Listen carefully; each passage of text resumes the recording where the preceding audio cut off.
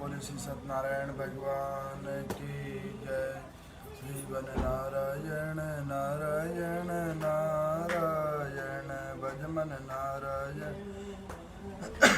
नारायण लक्ष्मी नारायण नारायण नारायण भजमन नारायण नारायण नारायण। चारों वेद पुराणे अष्ट दश चारों वेद पुराणे अष्ट दश वाल्मीकि जी की रामायण भजमन नारायण नारायण नारायण लक्ष्मी नारायण नारायण नारायण।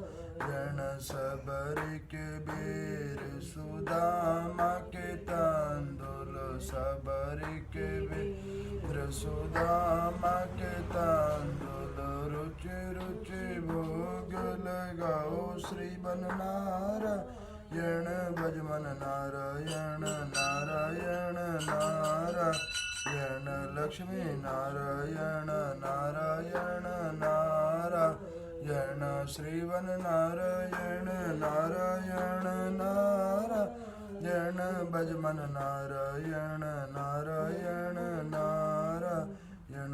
बोले श्री सत्यनारायण भगवान की जय। अग्नि नारायण भगवान की जय।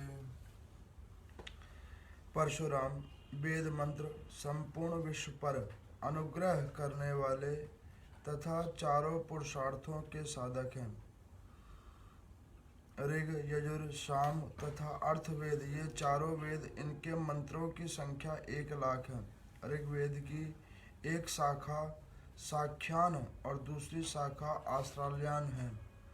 इन दोनों शाखों में 1 सहस्त्र तथा ऋग्वेदीय ब्राह्मण भाग में 2 सहस्त्र मंत्र हैं। श्री कृष्ण देवपायन आदि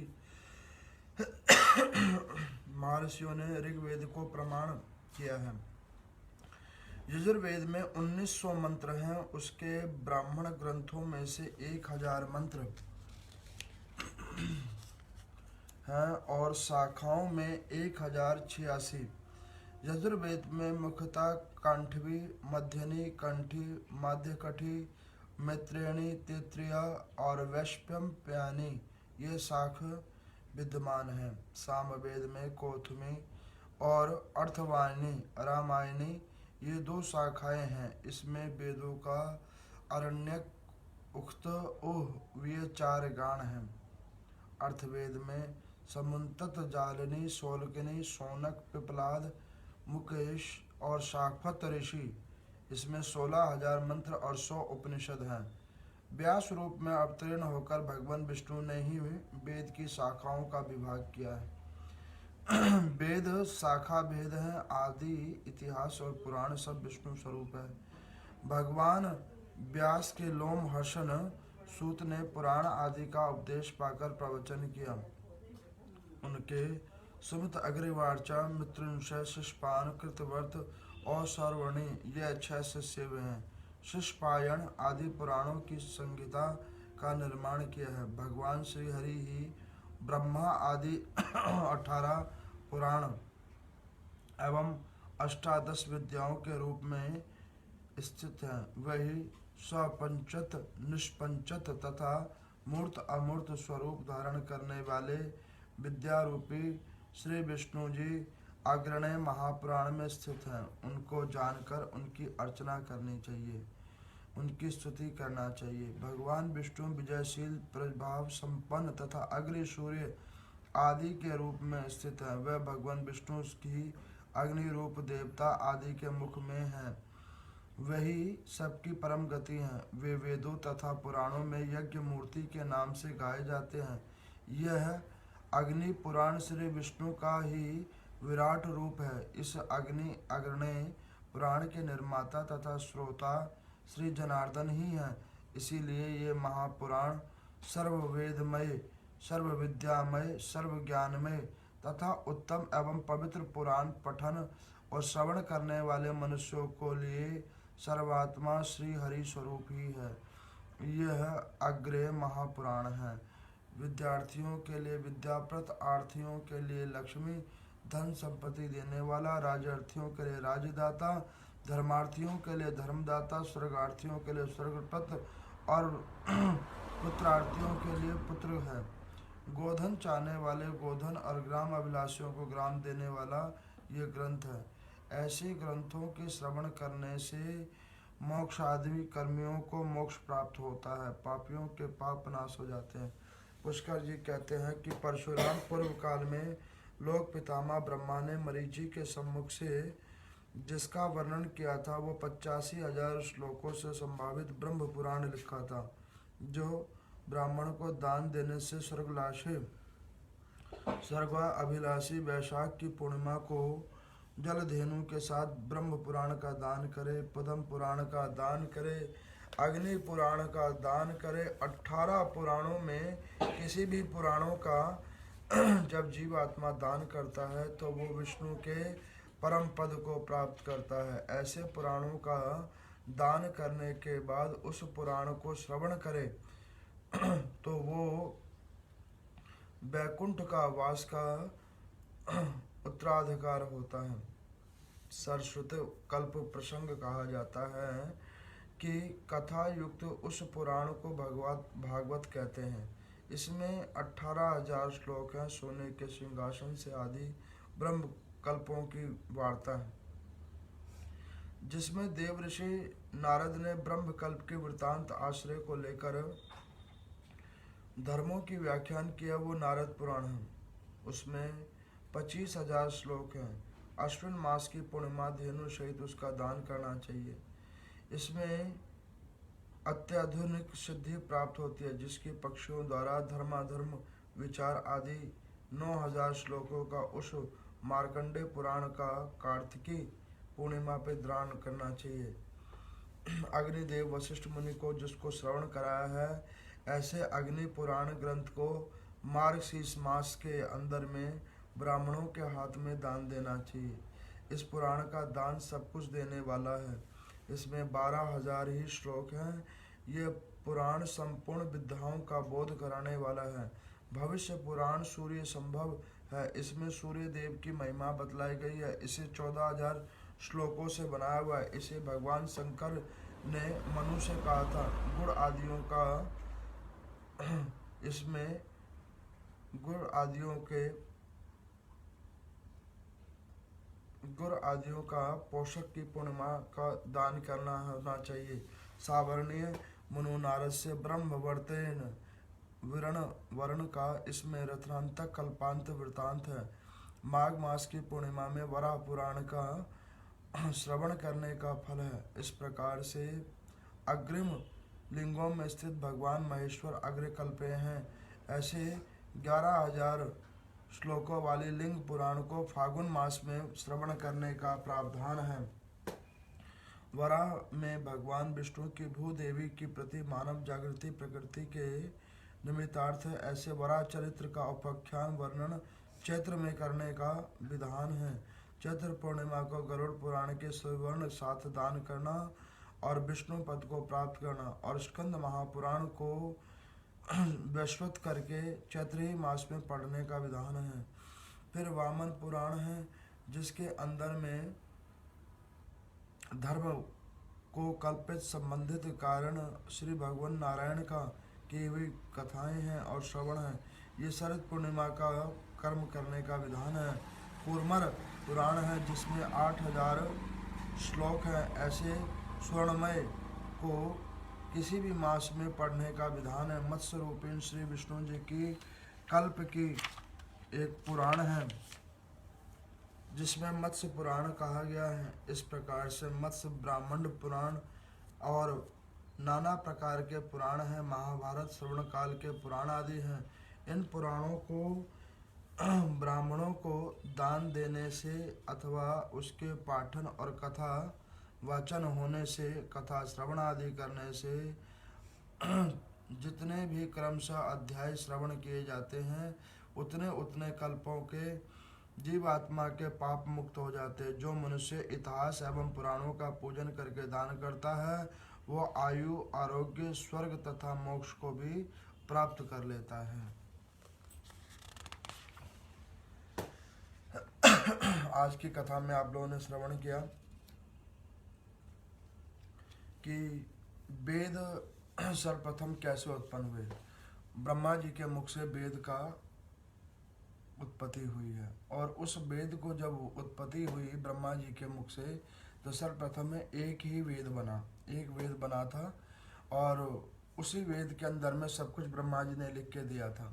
तब भगवान नारायण ने व्यास रूप में जन्म लेकर स्वयं श्री हरि ने उन वेदों के 4 खंड किए, जो 4 वेद आप लोग जानते हैं। उन 4 वेदों के अंदर में से 18 पुराणों को निकाला भगवान नारायण ने व्यास रूप में होकर।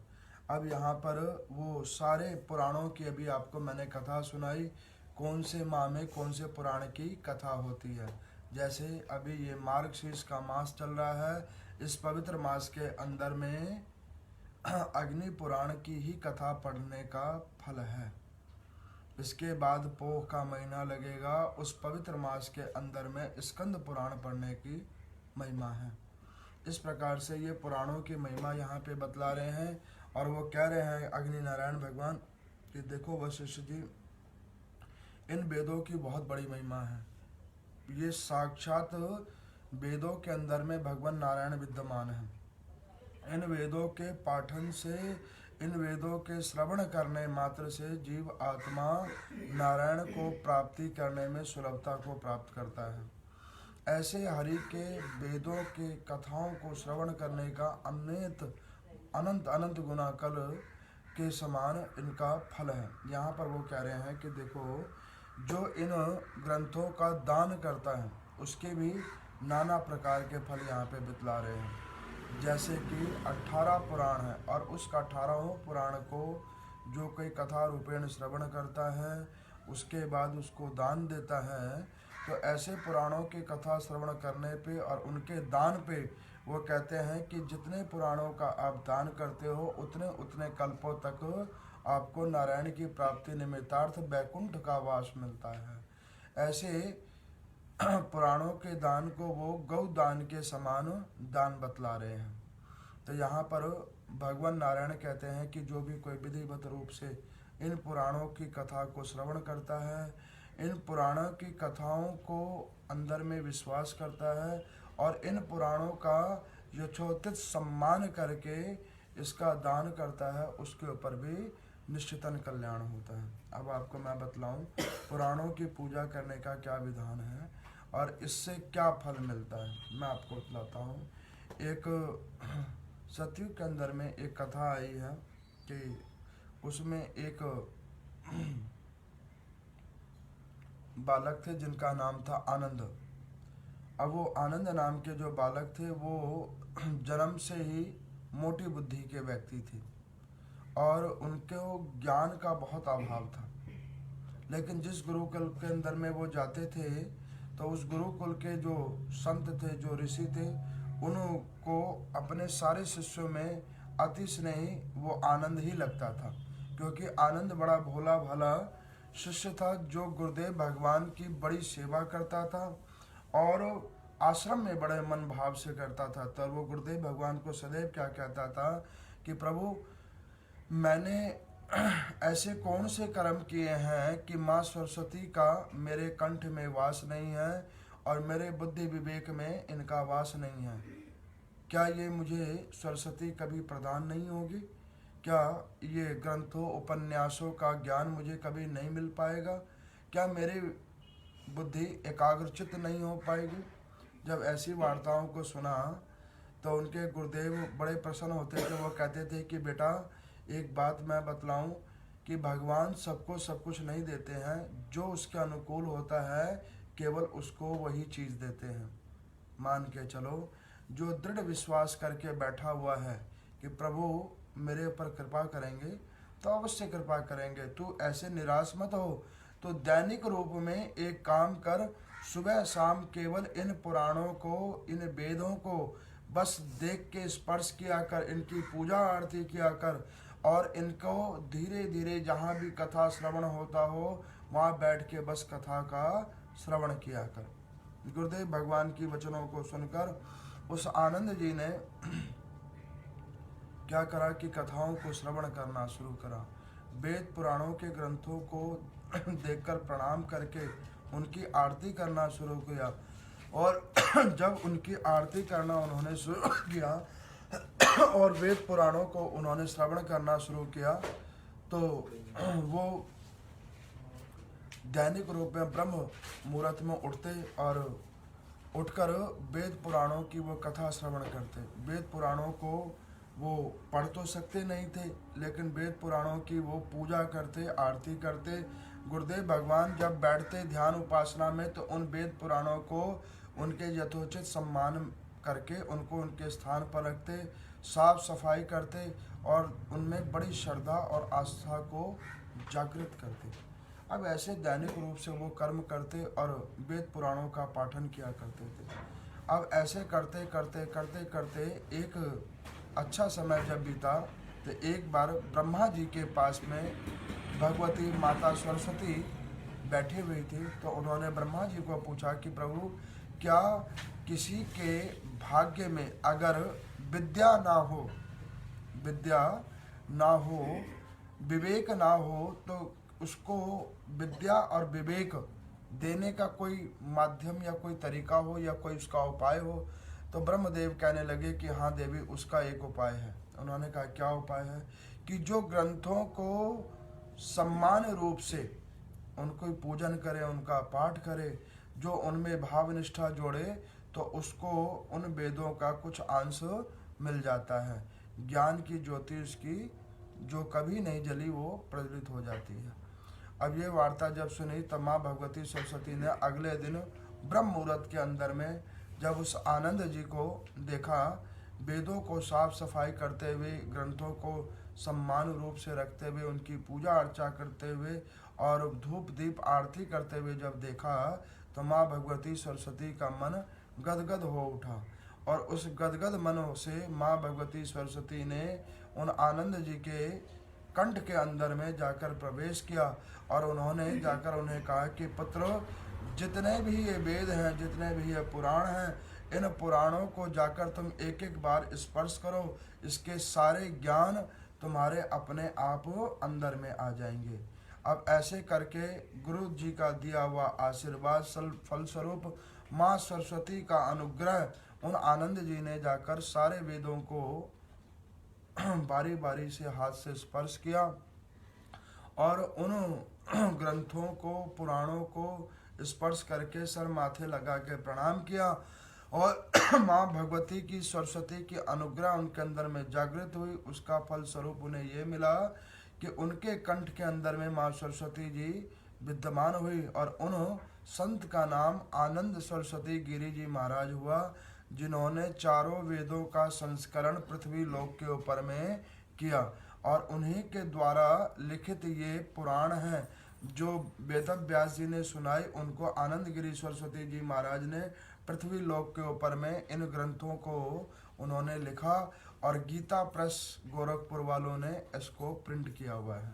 तो ऐसे पवित्र पुराणों को श्रवण करने से, ऐसे पवित्र पुराणों के पाठन करने से, ऐसे पवित्र पुराणों को दान देने से बहुत फल मिलता है। मैं कहता हूँ कि जिनके भाग्य में अगर सरस्वती ना हो तो ऐसे पवित्र पुराणों को पढ़ें, सुनें, उनको स्पर्श करें और ना कुछ हो सके तो उसका दान करें। तो ऐसे दान करने मात्र से माँ भगवती सरस्वती की अनुग्रह प्राप्त होती है। ओम नमो नारायण।